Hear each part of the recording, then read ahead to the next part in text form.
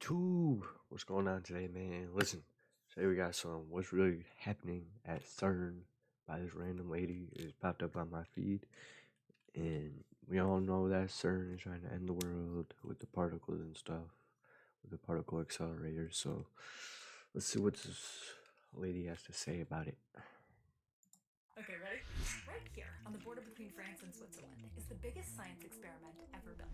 It's this huge tunnel, over 100 meters underground and 27 kilometers long, running under nearby homes and businesses and farms. And inside that tunnel, scientists put a long blue tube big enough to crawl through. And inside that tube, they put two pipes that they keep colder and emptier than outer space. And down those pipes, they fire particles smaller than atoms in opposite directions, pushing them faster and faster and faster until, when they're almost at the speed of light, they smash together, sending subatomic debris flying off into See, they're trying to start a black hole, bro. This underground End the particle world. smasher took thousands of people from over 100 different countries, $5 billion, and over 30 years to plan and build. My question was, why? It's literally the particle accelerator from The Why spend Flash. so much money and time to smash particles together in an underground tunnel? And now, why do so many people say that what we really need to do is build a bigger one? No. Future circular collider, new particle accelerator, building a bigger one in Geneva, Switzerland, more than 3 times its size and twice as deep. I'm going all the way to Switzerland, to the particle smasher itself, to understand what's really going on here, and to go on a journey that will forever change how I see myself and the world around me. They're trying to kill us, bro. This is Huge If True. Part of this video is sponsored by Shopify. Minus one, please, yeah. I'm in an elevator on my way down to the giant particle smasher, more scientifically known as the Large Hadron Collider, or LHC. It's inside the biggest and most famous physics lab in the world, CERN. I can't believe I'm here. Getting to visit here is a really big deal. Thousands of scientists from all around the world gather here to do cutting-edge research about how the universe works. We're in tunnel now. Beyond that yellow door is one of the places where particles actually collide. Specifically, this one, the Atlas detector.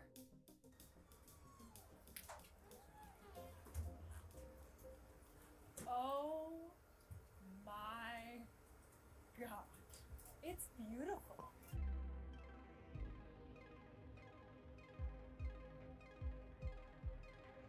This thing is huge. To give you a sense of scale, just look at it compared to a person. Look how small they are. Those are people compared to this enormous So if they try to end the world, put this in here. So we can see from down here that there is a shaft above us. If people have the hobby to build a ship in a bottle, it's exactly the same way of constructing. You have to lower it in and then construct it in place. I'm so amazed that people built this. This giant underground detector is where those particles finally collide after being sped up close to the speed of light around that 27-kilometer track. Where is the collision happening? So the collision happens over here. So the detector is symmetrical around the collision point, and so we're at one end of it. The detector is big, but the actual collider part is very small. What you can see in the center is the Large Hadron Collider, so you can really see how tiny the beam pipe is.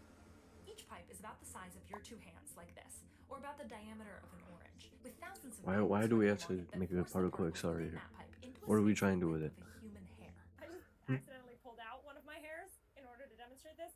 Can you see this hair? Okay. Can you see this hair compared to the scale that we're talking about right now? That's the size of the space the particles are moving through. But even a human hair is enormous compared to the particles themselves. You already know that atoms and the particles inside of them are very small, but they are so much tinier than most people think. Look at a single strand of your hair. Now imagine that single hair is as big across as the entire Earth is wide. Now, zoom in. The size of a single cell inside of that hair would be like the distance from Paris to Rome. Now zoom in again. A protein inside that cell would be like 6 soccer fields across. An atom inside that protein would be like 1 school bus across. The nucleus at the center of that atom would be like the width of a grain of rice. And the protons within that nucleus, they'd be like grains of salt. So a proton compared to the width of your hair is like a grain of salt compared to the entire Earth. And that is what scientists are sending flying around inside of this machine. Protons, which are being squeezed by magnets into a space the width of a hair. It is incredible that we can do this. As humans, we experience only a tiny slice of the full scale of reality. But there's so much more. Wait, but hang on. If they're sending these tiny little protons down a tunnel 27 kilometers long, how do they get them to actually hit each other? Just think about shooting grains of salt at each other from really, really, really far away. Seriously, think about it. How would you do that? If you just thought fire tons of salt, that's exactly what they do. They don't just fire 100 or 1,000 protons at each other. They fire 100 billion in bunches in each direction. And when they do that, 100 billion versus 100 billion, guess how many actually collide? On average, we get about 50 or 60 collisions per crossing. You heard that right. 60. 60 will actually collide, which is why they'll do the whole thing over and over and over again. 30 million times per second. There's approximately 3,000 bunches, each with over 100 billion protons, creating 1 billion collisions per second inside of this massive machine. Let me show you something, hang on. And wait for it. So I made these hats and sweatshirts as about people who Shopify, and they're the sponsor of this video. Shopify when we launched them. Now, back to the story. Okay, so we have thousands of scientists spending billions of dollars to smash billions of protons in an underground tunnel. But why? Why do all of this in the first place? Well, if you look on the internet, you'll see that there are a lot of theories. From ending the world to creating black holes to it already ended the world and we're living inside a black hole to paranormal activity to new dimensions to hooded figures performing rituals to summon the devil. That last one was a prank, by the way. No, we are not doing any of that. The truth about what is happening here is both much harder to explain and much, much cooler. So strap in, because it's time to break your brain. When scientists smash these protons together, we get a glimpse at what might have happened close to the start of our universe, the Big Bang. That's because the collisions release an enormous amount of energy for how small protons are. But in the grand scheme of things, each collision is still less than the total energy of a hand clap. But a very smart person figured out that energy and mass are related. So when these protons collide at incredibly fast speeds, releasing a ton of energy, that energy can turn into physical mass, which is crazy.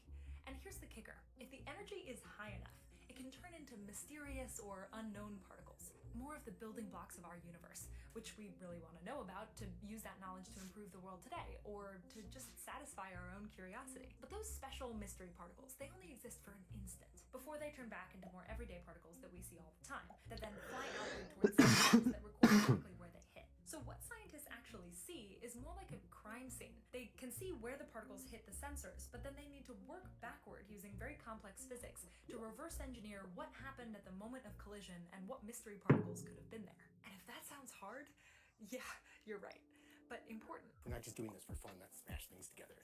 We do like it. But we do it because we have huge, huge questions. The idea with particle physics is to try to understand the fabric of the universe. So, you divide something, you divide it again, until you finally get to something you can't divide anymore. The elementary particles. That's what they're studying in these collisions. Elementary particles, the building blocks of our universe. We know a lot of them already. You might recognize some, like electrons or photons, which give us light. We know about all of these elementary particles thanks to brilliant people doing extremely complex math and decades of experimentation to prove that math actually predicts the real world. That math looks like this. This is a beautiful description of how we as humans think the world around us works. It's called the Standard Model. We can understand a lot about our universe, where we came from, where we're going, what we're made of. It's pure research to try to understand our universe. One reason that they wanted to build the Large Hadron Collider specifically is that the Standard Model predicted that there should be another particle, a mystery particle, likely present near the beginning of our universe that no one had ever actually detected. They called it the Higgs boson, or more sensationally, the God particle. The Standard Model seemed to suggest that this God particle was of vital importance to universal existence because, and here's where my brain starts to break a little bit, it would confirm the existence of an underlying field that gives other particles mass. In other words, this God particle would help us understand why everything you and I feel exists. Basically, why stuff exists was a big mystery, and this underlying field was our best mathematical explanation. And observing the Higgs boson, the particle related to this field, would help to prove it. The only problem was that to do that, we needed to get enough energy in one place to create it, like from smashing 2 protons together at nearly the speed of light. Not Spider-Man, bro. And that What's is going one on? big reason to build the Large Hadron Collider. So, they built it. And after they finished, thousands of scientists spent 2 more years collecting data at 2 different detectors until finally they were sure enough to announce to the world they did it. They reliably created the Higgs boson, something that no one had ever detected before, proving a truth about our universe that had before been a mystery. And that proof looked like this. Yep, it's a bump on a chart. Think about how much work went into seeing that bump on that chart. Like, that's it? Yeah, it's awesome. Through math, scientists predicted that if the Higgs boson exists, when we smash particles together, we should see a bump. And there it is. There was literally a bump. There were more particles being produced at that energy. The math was right.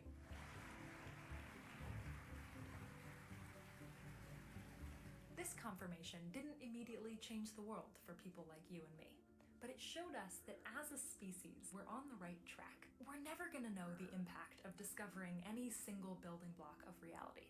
When Sir Isaac Newton revealed the motion of our moon and our planets, he couldn't have possibly imagined there would be humans on the moon nearly 300 years later. The same is true of our discoveries today. That's the point of all of this. We discover the building blocks now so that our children can build with them later in ways that we can't possibly imagine. I don't know what understanding the Higgs boson is really going to do to change the way that we live, but in 20, 30, 50 years, the better that we understand how these particles work, the more we can create technologies that change our lives. And the Higgs boson was by no means the only thing the Large Hadron Collider has uncovered. It has shaped our understanding of the way that elementary particles interact and combine, and put our theories about the world to the test over and over and over again. But now, some scientists argue that we might have reached the limit on what we can learn from this collider. And there's still so much that we don't know about the universe. So, some scientists argue that now what we need to do is build a much, much bigger one. That's the big debate happening right now. There's things we're looking for. The big holes in our understanding of the universe. We have measured really clearly that there's something out there that only acts through gravitation as far as we can tell.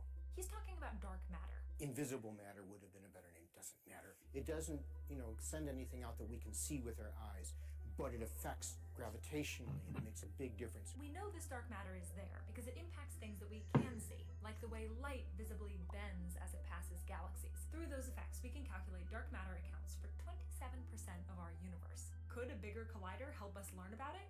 We don't really know. Nobody is guaranteeing it will find dark matter. It might answer something completely different. It might pose new questions. Maybe we'll find something we had no idea was there, and we need to start working on it now. Does it have a name? What? It has a horrible name.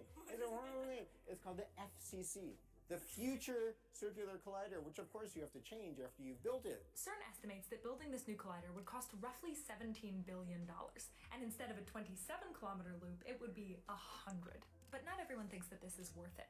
They argue that the Large Hadron Collider has fallen short of what some hoped that it would achieve. On top of that, some predictions seem to suggest we'd need even more energy than this new, bigger collider would have in order to produce anything truly new.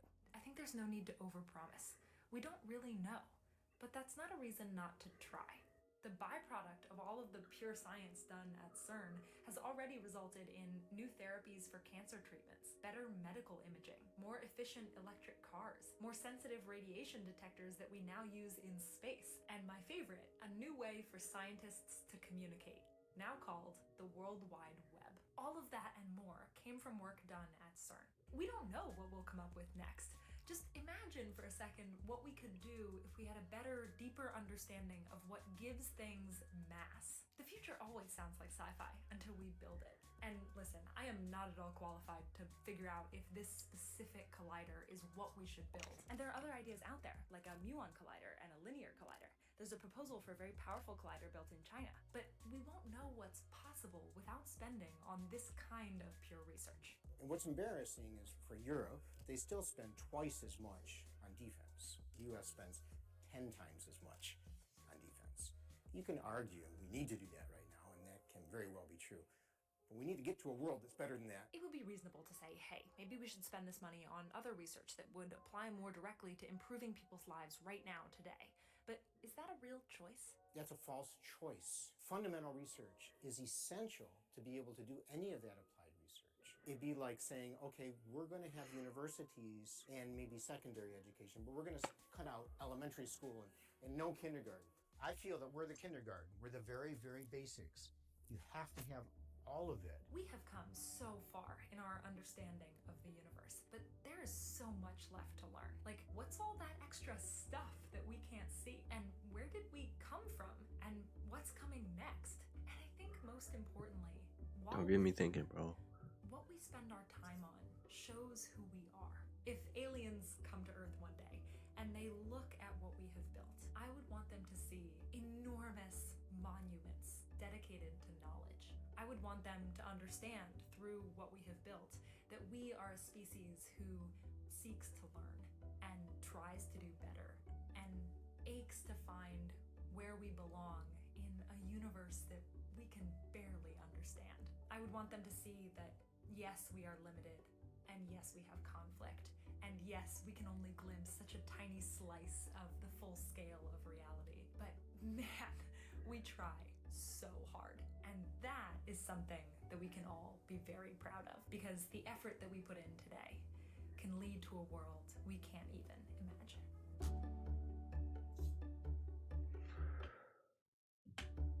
This was one of my favorite scripts to write ever, but it was incredibly hard. This is just such a complex topic, and I am not a physicist. So the script was fact-checked by a physicist at CERN, but if you want to know more about the details of the physics here, I'll link to a couple of my favorite explainers by actual physicists on YouTube. And if you want there to be more...